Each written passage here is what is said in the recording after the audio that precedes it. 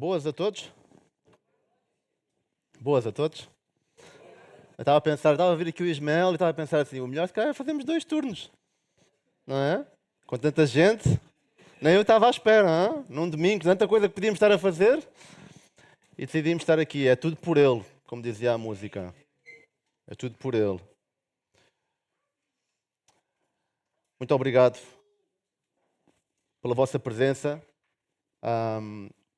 Eu gostaria de perguntar primeiro quem não esteve ontem, aqui na primeira apresentação do tema, que coloca a mão no ar. Quem não esteve ontem? Quem não esteve ontem? Quem não esteve? Ok.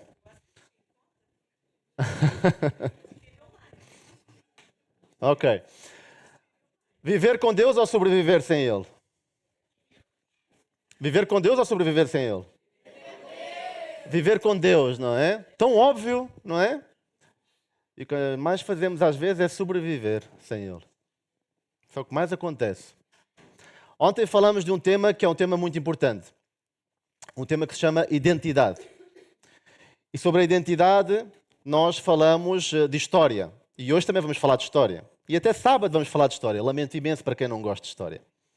Lamento imenso porque eu sou realmente um apaixonado por história e o meu foco esta semana foi realmente enquadrar um contexto histórico com uma aplicabilidade bíblica e, por fim, darmos aqui uma conclusão e que essa conclusão seja realmente profunda, que nos permita refletir. Identidade, então falamos sobre o que ontem, para quem esteve cá? Vamos ver se estiveram atentos. Identidade, sim, mas falamos sobre o primeiro rei de Portugal. Falamos então da identidade de Portugal, não foi? E falamos também de quem eu era, não é? Quem eu sou, sem filtros, não é? Foi isso que falamos, não é?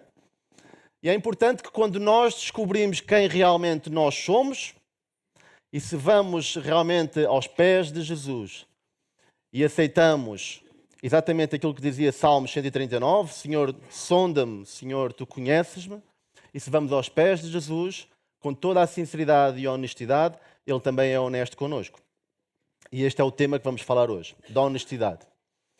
Honestidade. Desta vez, escolhi a frase que dita o que foi ontem, ok? Portanto, a identidade eu escolhi como Deus conhece-me. Amanhã, no tema da cura, eu vou-vos perguntar o que é que vocês reteram, ok? Do tema da honestidade e vão vocês dizer, a frase será esta. E quem ganhar é a frase que vai ser colocada no slide seguinte, está bem? Portanto, vamos fazer um resumo em 2 palavras. Identidade, Deus conhece-me. E o texto principal foi Salmos 139. Ok? Vamos lá então à história. Houve muita coisa que eu propositadamente ontem não pude partilhar convosco. Porque, em primeiro lugar, não teríamos tempo. Em segundo lugar, tem muito mais sentido falar agora neste tema, porque é muito relevante a parte da honestidade neste tema, mas pelo menos vocês já estão refrescados um pouco daquilo que se falou ontem. Ontem não falámos do cerco de Guimarães, que foi em 1127. E está a ver porque nós vamos nos concentrar neste ponto daqui a pouco. Falamos na Batalha de São Mamede. Recordam-se da Batalha de São Mamede? Recordam-se da Batalha de São Mamede? Quando Dom Afonso Henriques teve que enfrentar quem? A sua mãe, exatamente. E Fernão Pérez de Trava, isto foi em 1128. Ou seja, Dom Afonso Henriques aqui já alimentava o seu ego de conquistador, já alimentava o seu ego de que eu sou o rei deste condado portugalense, já alimentava, não só ele, as próprias pessoas que o rodeavam já o intitulavam como rei do condado portugalense, mas ele ainda não o era, certo? Ele ainda não o era. E mais tarde, em 1139, foi também a Batalha de Ourique, uma das mais conhecidas batalhas portuguesas, de 1139. E Dom Afonso Henriques sempre teve esta ambição, sempre teve esta vontade de alimentar o seu ego, sempre teve esta ambição de conquistar, por vezes a todo o custo, e por vezes até com o sentido de provocar o próximo. E o próximo, neste caso, era o seu primo, que foi Afonso VII, que falamos ontem, ok? E uma das invasões mais provocatórias, digamos assim, foram as invasões onde o seu primo reinava. As invasões da Galiza, que ocorreram entre 1137 e 1141. E normalmente, quando se provoca uma ação, espera-se o quê? Espera-se uma reação. E essa reação ocorreu, Afonso VII reage a este ataque, a estas invasões de Dom Afonso Henriques à Galiza, começa a destruir vários castelos no norte do nosso país e já se adivinhava que esta tensão, este conflito emocional e político já se adivinhava que ia dar numa sangrenta batalha entre dois exércitos. O exército de Afonso VII contra o exército de Dom Afonso Henriques. Felizmente isso não aconteceu. Aconteceu algo inédito. Aconteceu algo que nós chamamos Torneio de Valdevez. Eu não sei se já foram ao norte de Portugal, a uma cidade que se chama Arcos de Valdevez. Okay? Irão ver que estão dois cavaleiros de frente um para o outro. Este torneio não reunia todo o exército. Este torneio reunia os melhores cavaleiros de Dom Afonso Henrique contra os melhores cavaleiros de Afonso VII. Ok? Quem ganhou? Dom Afonso Henriques. Afonso Henriques ganhou mais uma vez. Ou seja, o seu ego volta a subir. Era cada vez mais inevitável que Afonso VII o tivesse que reconhecer mais cedo ou mais tarde como rei de Portugal. E fê-lo, porque em 1143 dá-se então o Tratado de Zamora. Ok? Que falámos ontem, recordam-se, não é? Portanto, isto foi só um pequeno resumo. Agora vamos voltar àquilo que estava sublinhado a verde anteriormente. O cerco de Guimarães. Nestas incursões que Dom Henriques fazia, o que aconteceu foi que, em uma destas incursões, ele foi cercado por Afonso VII. Chama-se então o Cerco de Guimarães. Foi em 1127. E as coisas não estavam muito a favor de Dom Afonso Henriques. As coisas estavam realmente más nesse momento para ele. E acontece que certo homem com um imenso carácter, certo homem com imensa honestidade, que se chamava Egas Muniz. Egas Muniz era o aio de Dom Afonso Henriques, o mentor, o seu tutor. Dom Afonso Henriques cresceu com ele até aos seus 13, 14 anos de idade. E foi este homem, Egas Muniz, que decidiu confrontar o rei espanhol, Afonso VII, e dizer, por favor, levanta esse cerco e eu prometo que Dom Afonso Henriques será teu vassalo. Isso não foi cumprido. Falámos ontem. Afonso Henriques não cumpriu rigorosamente nada e a única coisa que ele ouviu foi que agora já sou rei de Portugal. Mas acontece o seguinte. Este homem deu a sua palavra. Este homem foi honesto com este rei, embora Dom Afonso Henriques não tivesse cumprido.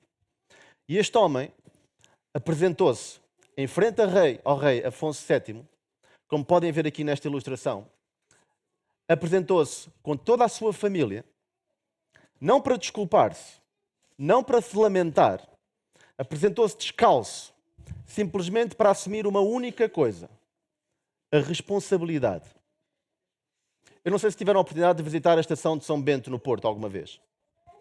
Jorge Colasso fez um painel de azulejos por toda a entrada da estação de São Bento que merece imenso a visita. Um dos painéis é exatamente este da ilustração. Temos um que é os Torneios de Valdevez e embaixo temos Egas Muniz. Então ele apresentou-se com toda a sua família, pronto para morrer de acordo com a sua palavra. Não há momento mais honesto na história portuguesa que eu me tivesse recordado e que eu não pudesse partilhar com vocês em relação a esta entidade.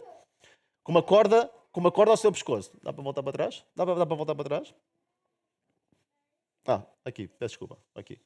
Com uma corda ao seu pescoço. Pronto para dar a sua vida. Em prol de uma palavra que ele tinha dado, que nem sequer era para ele, era para Dom Afonso Henriques.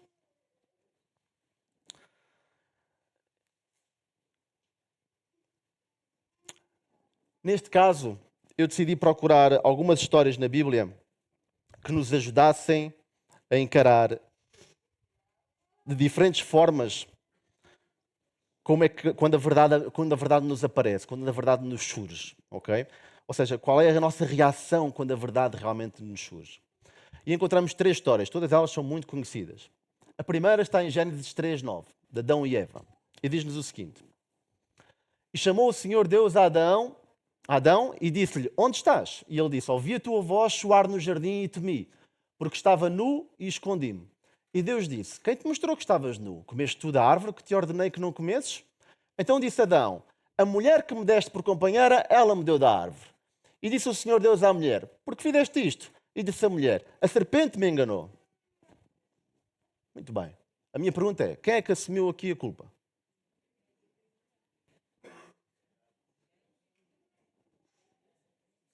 Quem assumiu a culpa?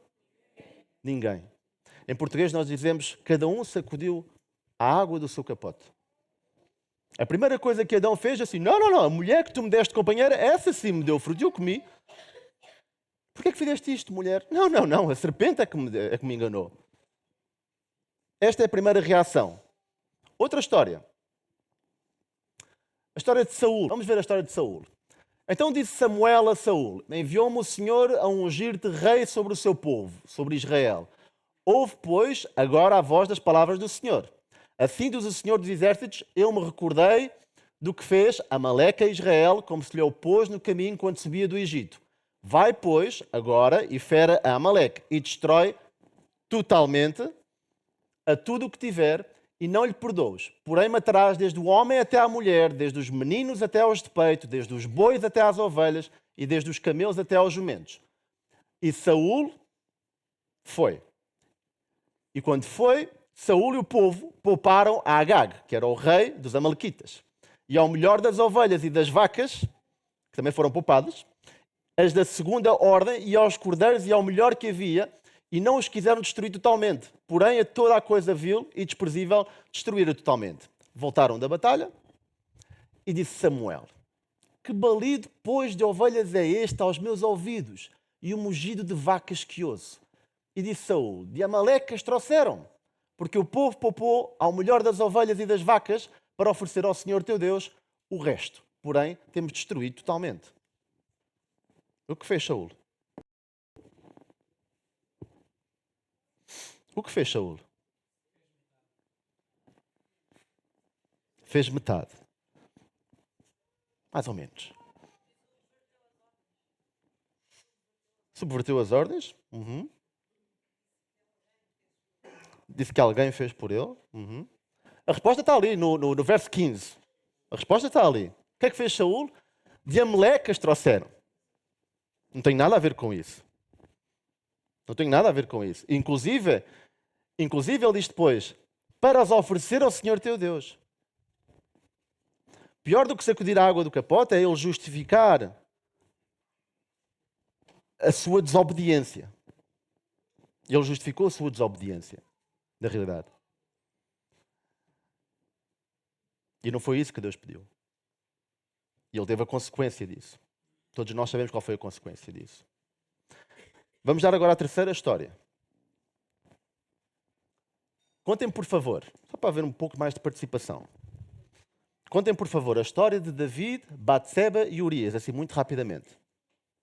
Vamos lá. Até Pedro, tu não contas. Vamos lá. Contem uma história. Resumem uma história, por favor, de David. Davi estava a dar um passeio. Estava a dar um passeio, ou na sua varanda, não é?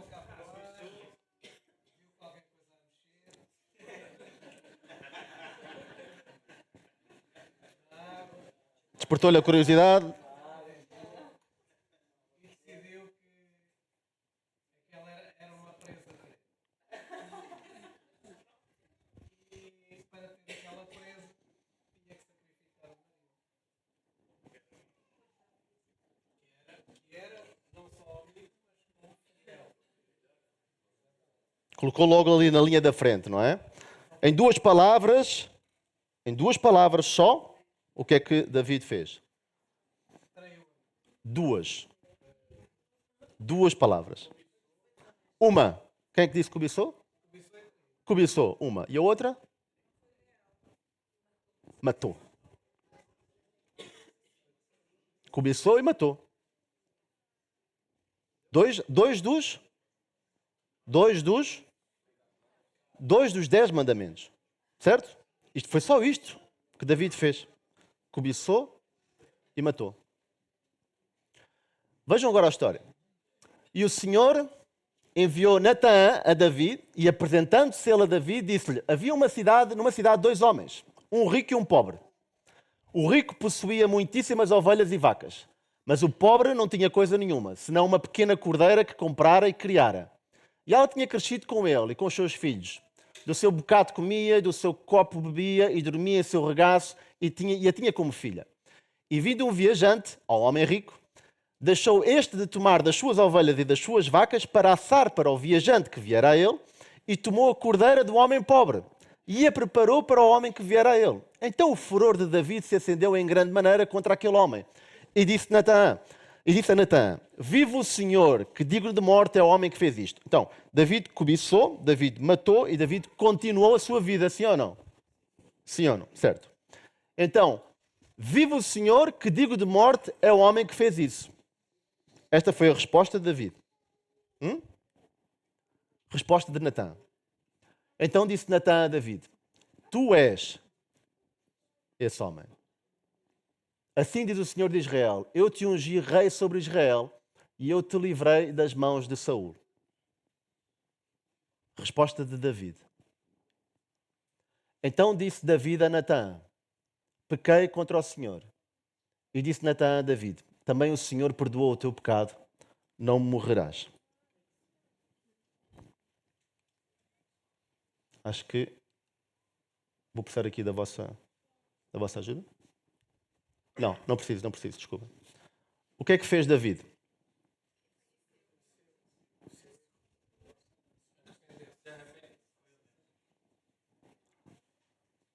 Quem é que disse que foi honesto? Foi honesto. Quem daqui não fez o que Adão e Eva fizeram? Quem daqui não fez? Quem daqui não fez o que Saul fez? Quem daqui fez o que David fez? Ninguém é mau. Ninguém fez o que David fez. Ninguém foi honesto aqui? Nunca ninguém foi honesto aqui? Estou a ficar muito preocupado agora.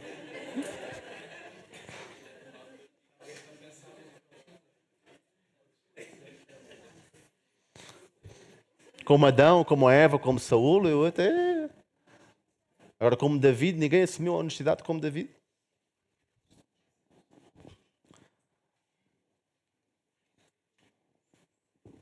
Irmãos, Adão e Eva desviaram a culpa para os outros. Saul justificou a sua desobediência, como nós vimos. E realmente David foi o único aqui, nestas três histórias, que ele assume imediatamente que pecou contra o Senhor. Ele assumiu, ele foi honesto e ele parou de se justificar. Certo dia, dois homens foram ao templo e os dois foram orar. Um era um fariseu, um respeitado e consagrado fariseu, religioso. O outro era um publicano, cobrador de impostos, pecador. A oração do fariseu foi esta: Senhor, graças te dou, porque não sou igual aos outros. A oração do pecador foi: Senhor, tem misericórdia de mim, pecador. Sabem o que é que Jesus disse a isto? Digo-vos que este pecador desceu justificado para a sua casa, e não aquele fariseu. Porque qualquer que a de si mesmo se exalta, será humilhado. E qualquer que a si mesmo se humilha, será exaltado. Eu não sei se sabem quem é este senhor. Voltei à história, lamento. Tu sabes. Ele tem inclusive um selo timbrado, digamos assim. Não vos diz nada? Este homem chama-se Aristides Sousa Mendes. Ele morreu no século passado, em 1954. Ele era um diplomata português que trabalhava em França, trabalhava como cônsul em Bordeaux. E durante a Segunda Guerra Mundial, milhares de pessoas tentaram fugir de uma Europa que era ocupada por nazis. E Portugal emitia vistos de trânsito, mas as regras para a emissão destes vistos eram tremendamente difíceis de obter. Eram muito rígidas. E certo dia, este homem começa a receber não centenas, mas milhares de pessoas. Estamos a falar em judeus, estamos a falar em famílias que fugiam da guerra. E ele teve que escolher duas das opções que tinha. Ele era honesto com o seu trabalho e com o governo português, ou ele era honesto com a sua consciência? E agora? Porque nós temos que ser honestos, não é? Ele tinha que ser honesto com o seu trabalho, com o governo português, e tinha que ser honesto com a sua consciência. E agora? A honestidade vale para os dois lados, não é? E agora?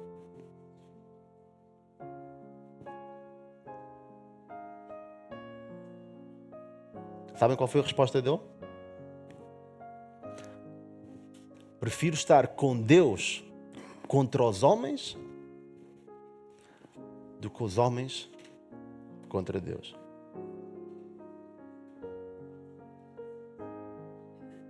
A honestidade para a sua consciência vale acima de qualquer coisa. Ela, na realidade, esta decisão fez com que ele emitisse milhares de vistos para estas pessoas que cruzaram a Espanha e finalmente chegaram a Portugal. E logicamente que a honestidade tem um preço, mas eu posso dizer que a desonestidade tem um preço muito maior. Tem um custo muito maior. Eu sei que, irmãos, em algum momento da nossa vida nós fomos como Adão e Eva. Nós fomos como Saul e também fomos como David, porque todos erraram.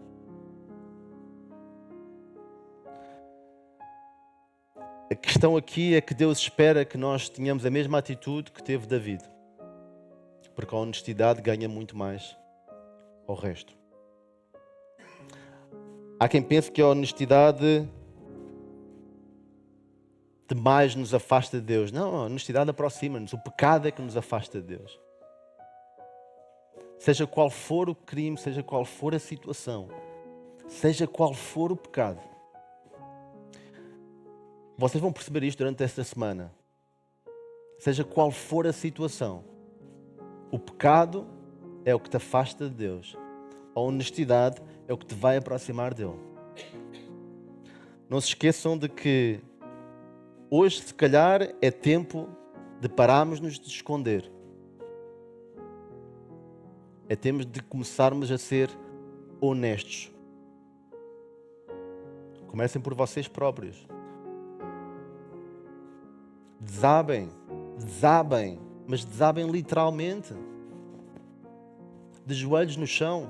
Há uma célebre frase que diz que os teus joelhos levam-te mais longe do que os teus pés. Não se esqueçam da honestidade de Egas Muniz. Recordam-se de Egas Muniz? Não se esqueçam da honestidade do cobrador de impostos. Não se esqueçam da honestidade que este homem teve. Não se esqueçam da honestidade de David.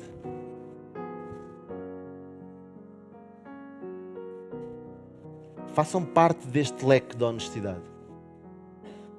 Porque quando vocês forem honestos com vocês próprios, surge uma nova necessidade automática.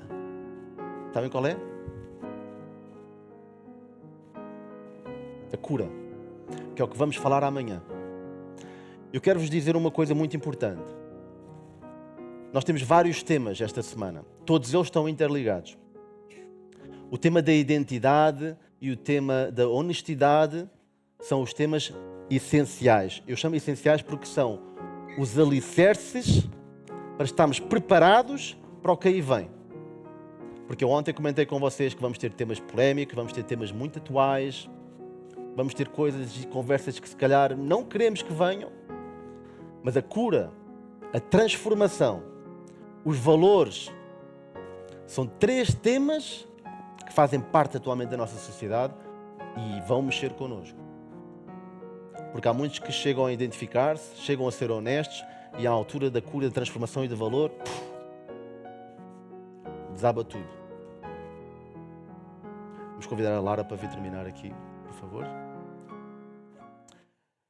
Que Deus vos possa abençoar e que sejam honestos.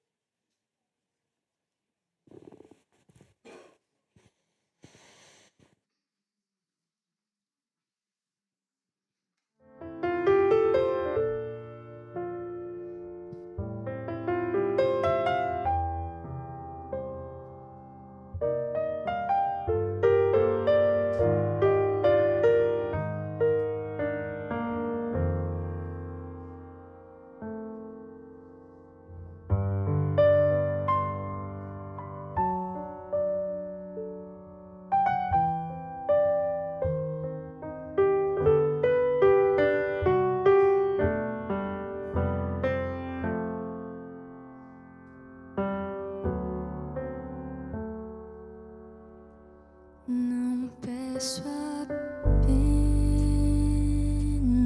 pelo pão, não peço apenas por um mundo sem conflitos, não peço apenas proteção, não peço apenas paz ao coração aflito. Não vou pedir mais uma vez que a minha vida seja isenta de fracassos, mas vou ficar bem junto a ti e nunca mais fugir pra longe dos teus braços.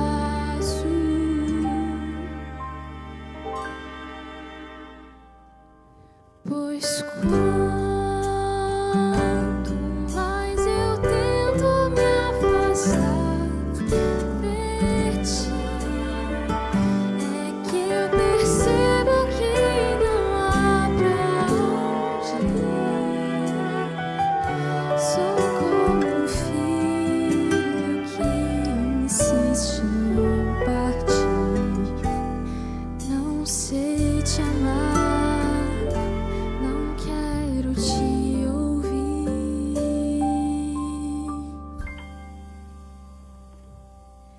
Me ensina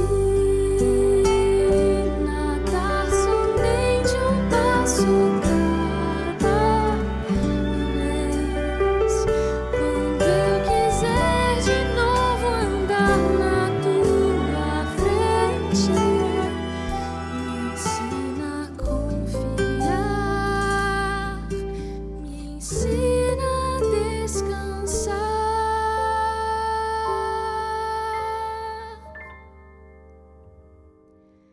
em ti.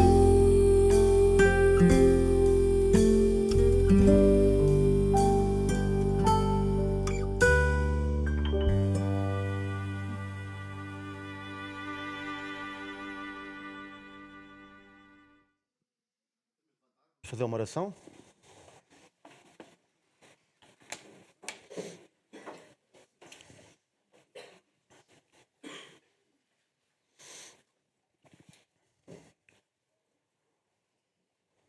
Pai querido, obrigado, Senhor, em primeiro lugar por num domingo, Senhor, nos tirares de casa e nos fazeres reunir na tua santa casa de oração, Senhor.